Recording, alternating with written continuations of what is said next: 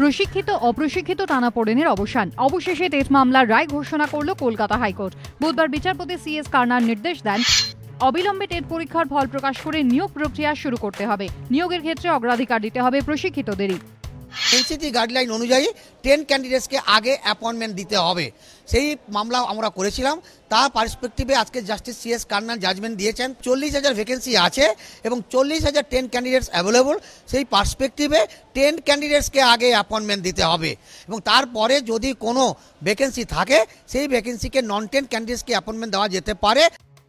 প্রাথমিক শিক্ষক নিয়োগের জন্য 2015-র 11ই অক্টোবর টেট নেয় রাজ্য সরকার। পরীক্ষায় বসেন 20,01,301 জন পরীক্ষার্থী। কিন্তু কেন্দ্রের বেঁধে দেওয়ার সময়ের মধ্যে নিয়োগ হয়নি। সময়সীমা পেরোনোর পর নতুন করে প্রশিক্ষণহীনদের সময় যাতে না দেওয়া হয় সেজন্য হাইকোর্টে মামলা করেন প্রশিক্ষণপ্রাপ্ত পরীক্ষার্থী চিন্ময় দলুই।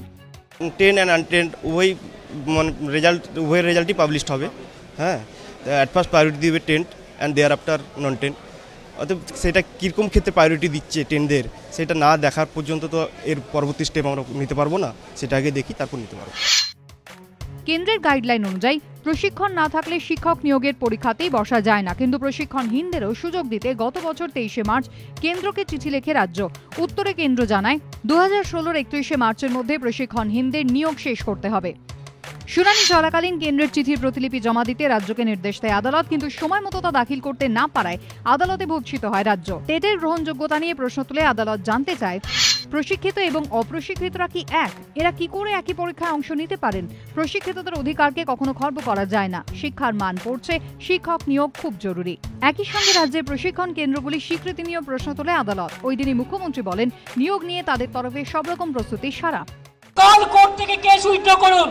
66,000 কেস আগামী 15 দিনের মধ্যে রিক্রুট হয়ে যাবে। শেষ পর্যন্ত বুধবার যাবতীয় অপেক্ষার অবসান। দীর্ঘ আইনি লড়াই, দীর্ঘ টানাপোড়েনের পর শেষমেশ টেট মামলার রায় ঘোষণা করল কলকাতা হাইকোর্ট। শোভিক মজুমদার, অরিত্রিক ভট্টাচার্যের রিপোর্ট, এবিপি আনন্দ।